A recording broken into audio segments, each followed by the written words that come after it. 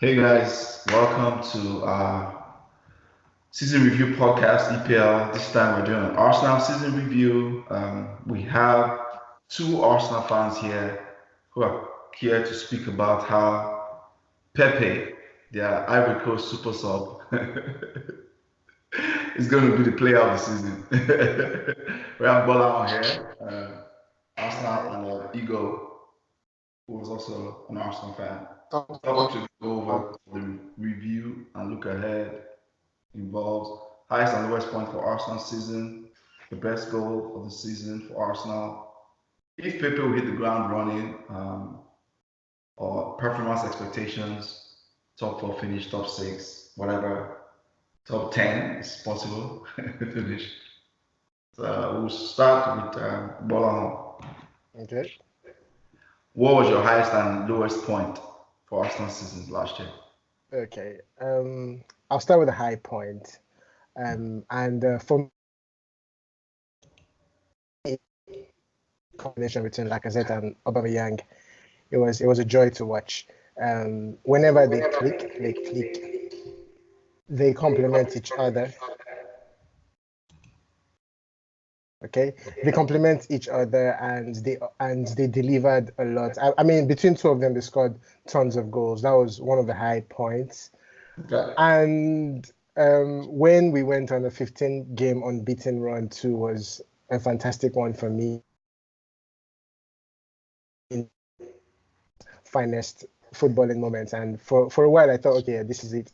Emirates the man, silverware this season, but somewhere along the line, we fell short.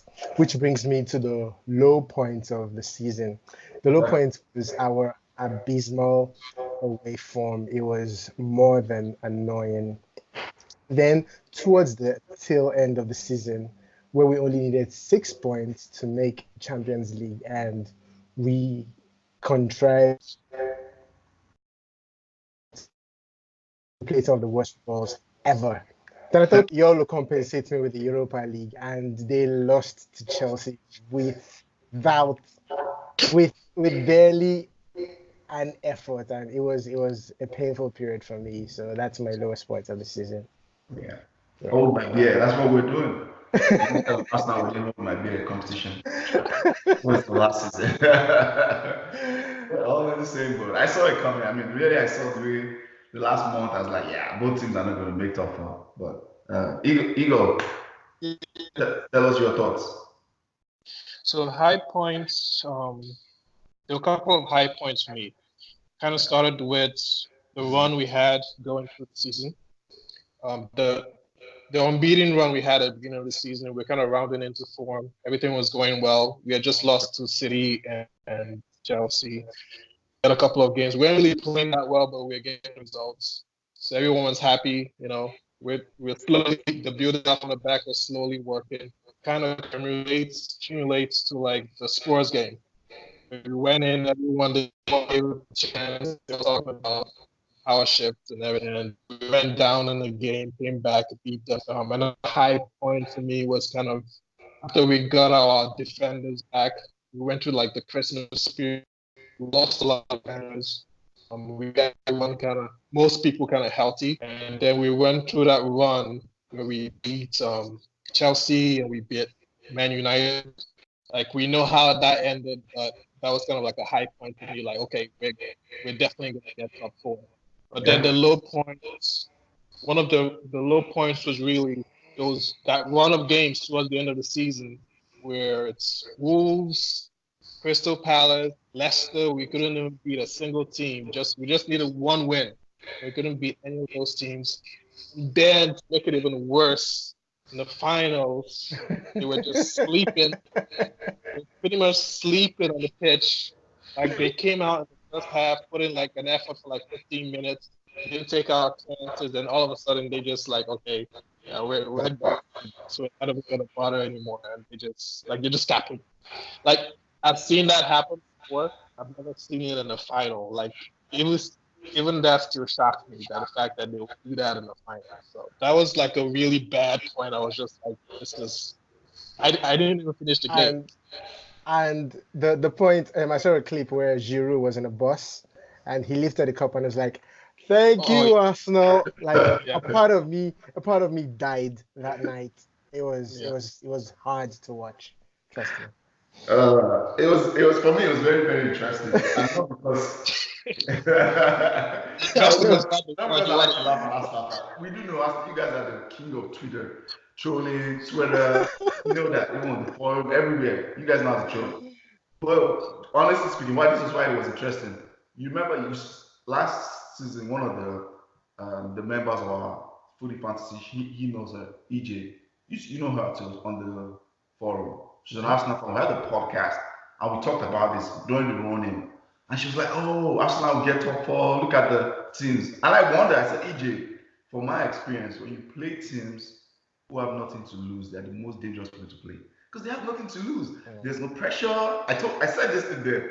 These are the most dangerous team to play. A team that has nothing to lose. There's no pressure on them. They're just coming to play. They are not going to education. They've already survived. They're just playing. But you guys have something at stake. I told her, and she's like, "Oh no." Yeah, I said, for us, me, I don't know if we make top four because I knew that I saw our crumbling. You could see it started from the injuries in March and it just started going down.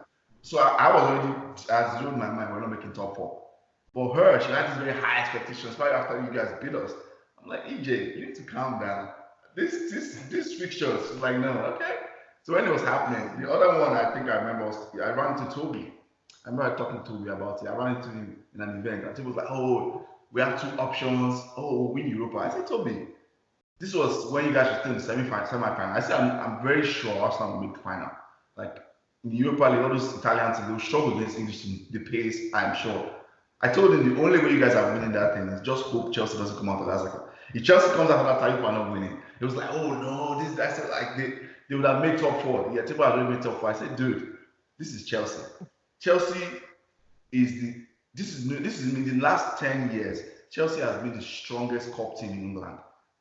Like if Chelsea gets to the cup final, you're not for you. If you are not Man like this current Man City side, if it's not scoring, no team is beating Chelsea in the cup final. I think this is Chelsea. You know that when they get to FA Cup final, they beat you. We beat them in the FA Cup. That's just one. I get that. I agree. That was one. But when you look at the past 10 years, in the past 10 years, that was what I said. They beat the strongest cup team. If you think about it, they always win when they get to cup finals. Chelsea typically always win. That time they lost to you guys was an exception. They typically always win. Then maybe currently losing to City. But in the last 10 years, this Chelsea team is strong. That's why I told them. And I told Toby the second thing was the same thing I told EJ. They have nothing to lose. Yeah, there's three things that went against us. One was that they didn't really have anything to lose. They came and played. They just played their game. Yeah, two was that we kind of, as much as I hate to say, we kind of missed Mkhitaryan and not really just Mkhitaryan, but Ramsey in that game. Because nobody was marking Jorginho. He was just doing whatever he wanted. Ozzy was jogging around, like following him like this. You know how Ozzy jogs? He was just jogging around following him. He wasn't really pressuring him. And then not starting Leno made sure that we couldn't pass from the back. We couldn't build up from the back. So we were trying to lump the ball. And every time Christensen would just put his knee into Lacazette's back when the ball comes over the top. Like, he just couldn't do anything. So those are like the three things that kind of went against us in that game. Yeah, then also I think it being Hazard's finale. That's my opinion. That Hazard's finale, he's like make sure I'm going to leave on a high. So I kind of saw that was going to happen. But anyways, that was last. The team just slept, and it was a horrible performance. It was a horrible performance. Nightmarish. The worst thing is that we were there on Saturday. We came early, prepared. Chelsea just rolled off. And we played into their hands. All the media thingy where Higuain was fighting with David Luiz was all a bid to just disrupt Arsenal. And in my head I was tweeting, I was like, yeah, then we got them and they sucker punched us. It was not a nice feeling at all. Yeah. It was not a nice feeling. So anyways. Moving on. More brackets. What was your best goal of the season? Stay with Igo. Igo, what was your best goal of last season? I have an idea what you're going to choose. But you do? I think so. Okay, maybe I'm wrong. It depends. There are two goals, both from Lacazette. Not Lacazette, both from Aubameyang. The one that the one that I feel like is his best goal, the best goal of the season was the one against. I know everyone's thinking it's a Ramsey goal, but for me, it was that Lacazette. I think it was that Aubameyang goal against Valencia, the first goal, where he kind of split through two people. He was kind of in mid-air. It's almost like, remember when what's like Zlatan, when Zlatan got his hat trick against LAFC, his first goal was kind of like that. He was kind of mid-air. And he just like smacked it with the outside of his foot, and it kind of curled. Like, I love that goal. I love his second goal. I love his second goal against Spurs, the one that brought us back 2-2. Where Ramsey just started it in. And he took it once, and Lloris was just stuck to the spot. But the Ramsey goal, I definitely like that also. But I feel like that Valencia goal for me was the best goal of the season. Okay. Good shot. I don't watch Arsenal enough, so good shot. Gbolahan, what was your best goal? So for me, it was between the goal, the Ramsey goal versus Fulham, or Young's goal versus Leicester. But I went for Ramsey, being that he only just came on, and he really wanted to make a difference. And he started the move from the back. And, the interplay, the one-touch passes, the improvisation by Mkhitaryan to the flanks, and the flick on, it was a beauty to watch. And to me, that was our goal of the year. Amazing goal by Ramsey. It reminds me of the Giroud-Wilshere combination. Yes, that was Norwich, right? That was Norwich. That goal happened so fast. I didn't know what was happening up until I saw the replay. Yeah, that was a great goal. Staying with Gbolahan, will Pepe? This is the most interesting part. Will Pepe be an Aubameyang, or will he be a Mkhitaryan? Let's use that. Okay. This is me putting my optimistic Arsenal hopes aside. I do believe that Pepe would hit the ground running. He's 24. He has the best of his years ahead of us. So meaning that he's coming to Arsenal at the right time. At his peak, yeah. He's got all the features, speed, he dribbles, and he's an amazing finisher. I binged on his goals on YouTube, and he has this Henry kind of finishing. Like, for instance, I was looking up on his stats, and he had 118 shots. That was more than Lacazette and Aubameyang combined together. So that's the firepower we've been missing. And, I think he will hit the ground running, yes. And he will turn into a monster in a couple of years from now, yes. Are you not worried, just to be devil's advocate? I like the devil's advocate, especially when it's on my team. Yeah, are you not worried about the fact that this was his first season went off? The season before, just FYI, if you didn't know this, I know Igo probably knows this already, because I know he has done his research. He scored only 3 goals. He was playing for Anders, scored only 3 goals. Like, his season was a flop, FYI, before he moved to Lille. So that was a great. Again, like I said, he's 24, and he will only get better. The quality is there, so I have no worries at all. He will get better, and he will get better in Arsenal. That's the good part. So, Igo, so tell me about how he's going to become the next Henry, the optimist Arsenal fans. I like it. All right, so I don't know about Henry, but I think he's going to be good. I think even if it's not this year, even if it takes him like a year to get used to the league. This year? We're going to troll. Just FYI, we're still going to troll. I mean, like, he will be good. If we're talking specifically this year, I don't expect him to get 22 goals like he did I expect him to come in and because he is a finisher. He's a finisher. He's a dribbler. He will get space because we have Aubameyang and other people in the team that will he's not going to be doing it by himself. He'll probably he could be our outlet on counterattacks. Like, I think, and he finished, like, the thing is, the difference between him and Zaha is more of a dribbler. He's more finishing. Zaha hogs the touchline more. He cuts inside to take shots with his left. So I expect him to get goals, and I think he'll be good. Like it's not gonna be 20 goals the season. It's not gonna be like Salah. I thought it was gonna be like Salah, man. With Salah, score like 30 goals. I'm not expecting that. I'm not. Like, because the thing is, we do have other goal scorers in the team. Like Liverpool at that time, Mane was really the only person they had that could like get really double figures and higher numbers. We have Lacazette got 15 or 16 last year. Aubameyang got 22. Like we have people in the team that can score. So I feel like he's not gonna have to do it all by himself, which is a good thing. Gonna give him time to kind of relax, get used to the league. And if he gives me between 15 and 10 goals and add some assists, maybe 5, 6, I think that's a good season for him for this year. Okay. So you don't think he will struggle? Again, I have to play devil's advocate. You don't think he will struggle with the pace, physicality of the Premiership? Because he has the pace. So pace, I don't think he'll struggle with the pace. Physicality. So when I say pace, right, for forwards, I'm talking of like the quickness in which defenders are going to close you down, how physical they get with you, those kind of things. So you think he will struggle with that? He might struggle that initially, but he has enough pace that I think it won't be a problem. I think he'll adapt quicker to that than anything else. Okay. And Emery will not do what he was doing, like how he was doing the bench Lacazette first half. You think he's not going to do that with Pepe? Because that was Emery, man. Yeah. I don't think that you would have so much firepower in your team and you would want to rotate because was he not doing that? Am I making this up? Was he not doing that at some point? No, hold on.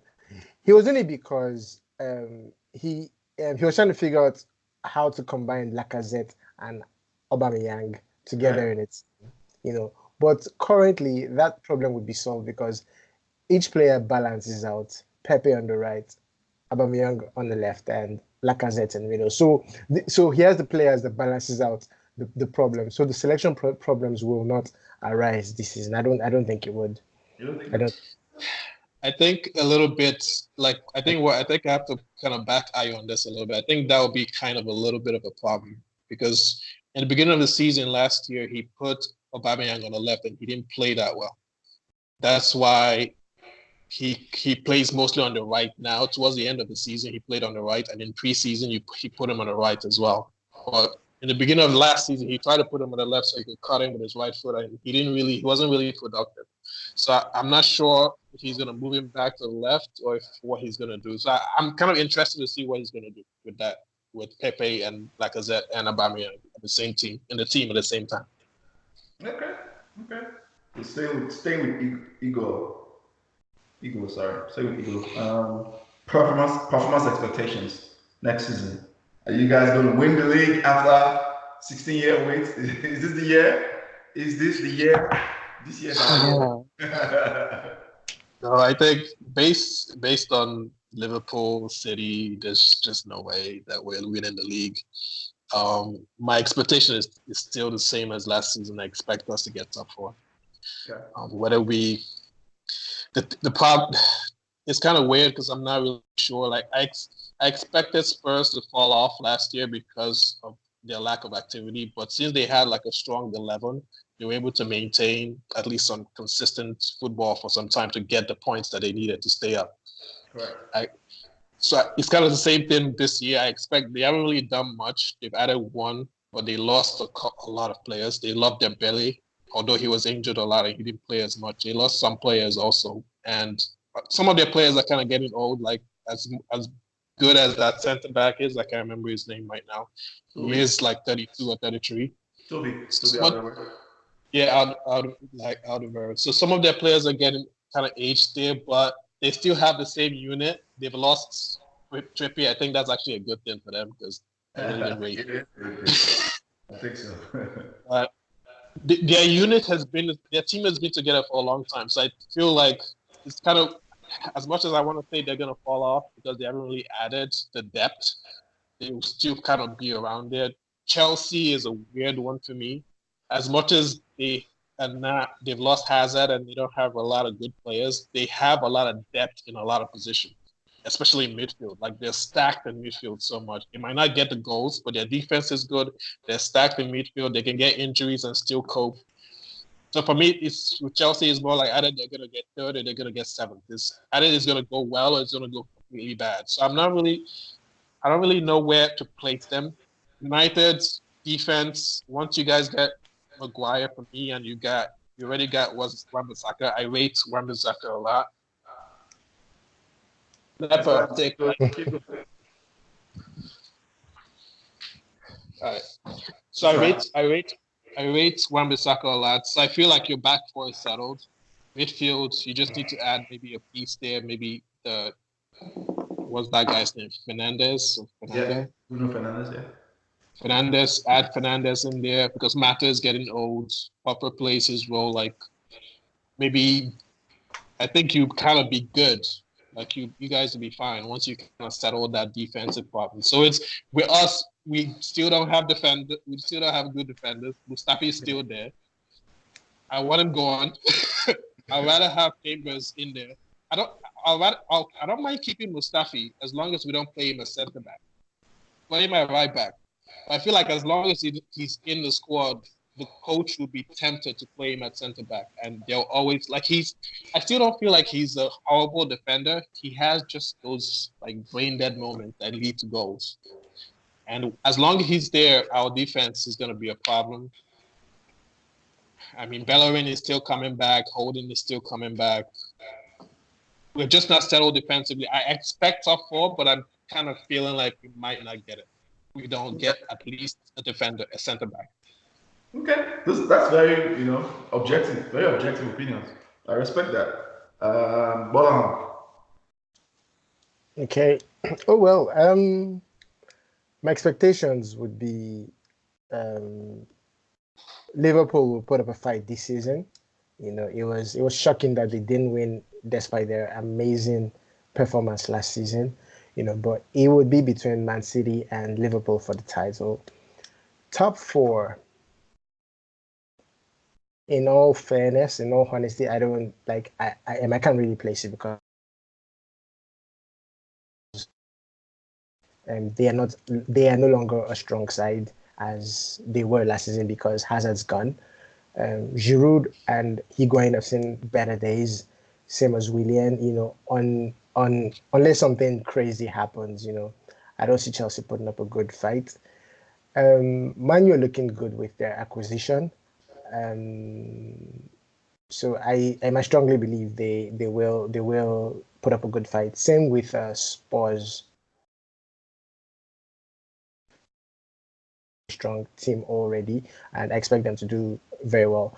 And as for Arsenal, at first, with all our players and signings, I was thinking, okay, top four might be a possibility. However, I saw our friendly to the years Barcelona, and our defensive frailty was brought to the fore once again. Where's Barcelona Irrespective, the money horrendous, and our defense is turned out to be Achilles' heels. If we do not address it, then I foresee a lot of problems.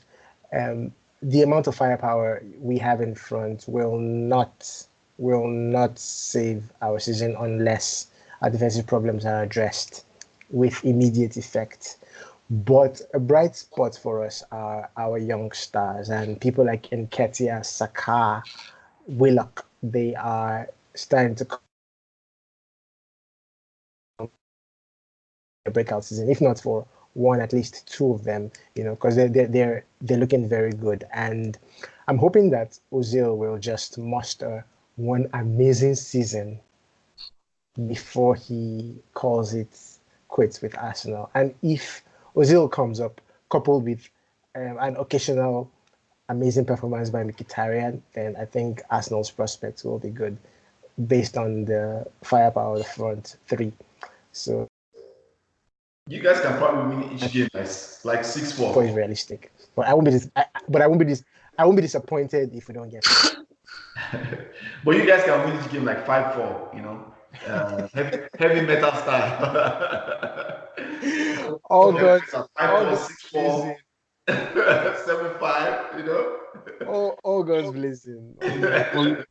Basketball numbers. All right, those are very objective. I mean, I think so. I think the top four is like both of you have said. My wrap up is neither here nor there because of everything you guys have said. With United, I think we still need signings. You know, we don't get those signings. We're in a weaker position. If you guys don't get a defender, you guys are in a weaker position relatively to us. You know, so like personally, as I where it stands, I'm still going to do one. I think on Wednesday I have one where we do like top six predictions. Do like different fans from different, and we'll just talk about top six predictions and all that. For my own gut feeling, as I where everybody stands right now, plus all the rumored signings, I think Spurs will come third because they've added more depth. They have Ndombele, they've added today, just added on Chelsea. So that guy's really good. So I think Spurs will come third. Like for all the reasons, that team has been together at the same time. They've gelled. The manager is a great coach. You know, he's understood this. He's understood how to consistently get his team playing well in that competition and like prioritizing that. But now that he has more depth, you know, like I think they'll come third. Obviously, Liverpool, Man City, they are like years ahead of everybody else. Then I think between four to six is going to be between Arsenal, Manchester United, Chelsea will throw it for a while, but they'll fall apart when the games come thick and fast. I think that's what's going to happen to Chelsea. When the games come, they'll fall apart. I think Leicester and Everton will Wolves. They'll throw a foot in for a while, but they will fall apart too. But I think they'll be closer than they were last season. That's what I think is going to happen. But who knows? Signings can change everything. To end it, we'll do a quick pop-up quiz. Surprise pop-up quiz.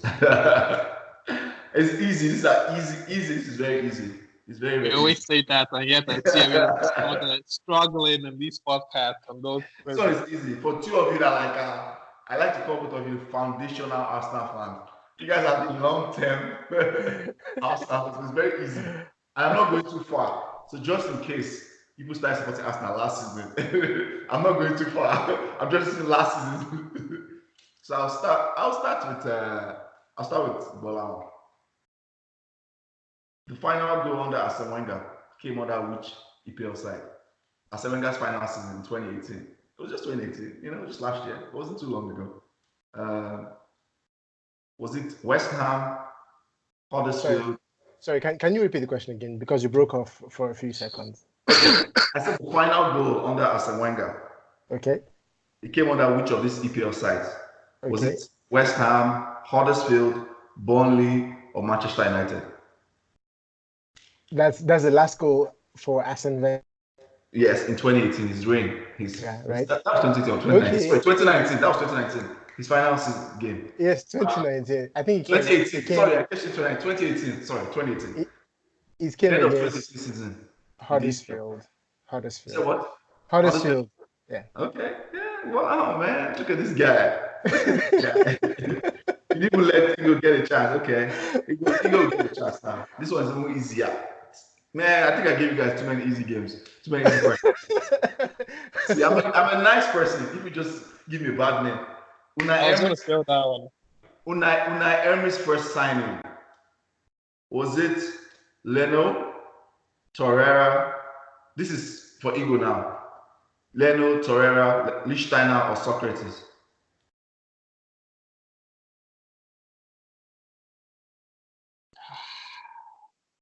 It's between Socrates and Lichtsteiner. I can't remember which one came first.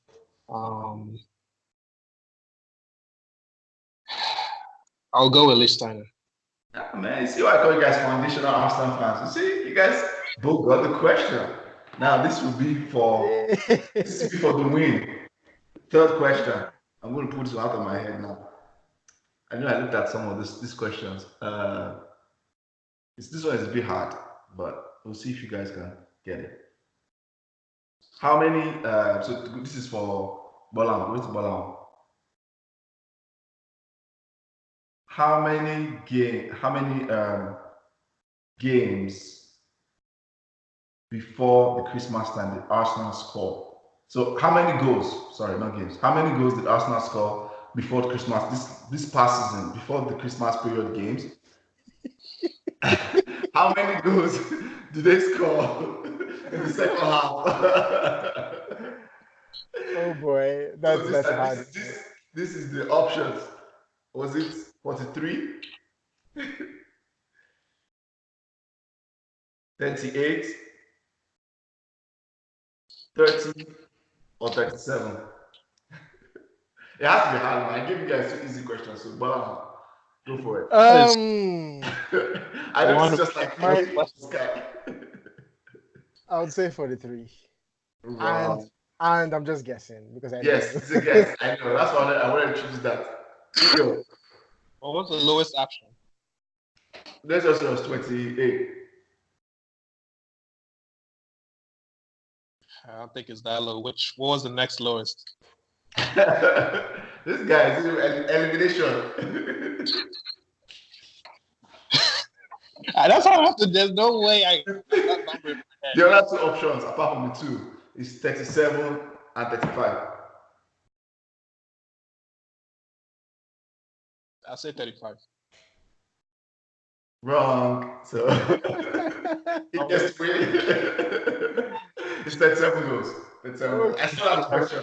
I saw it on your actual Arsenal's website. I'm like, damn, what kind of question is this? That's a tough question. How do you expect to know this? I wouldn't know that. I don't know how many goals mine scored. Like, yeah. I mean, this was fun, guys. This was fun. Yeah, it was, this man. podcast. Smash a like, subscribe, share. That's how you can support our podcast. So thank you guys for coming on. Yeah.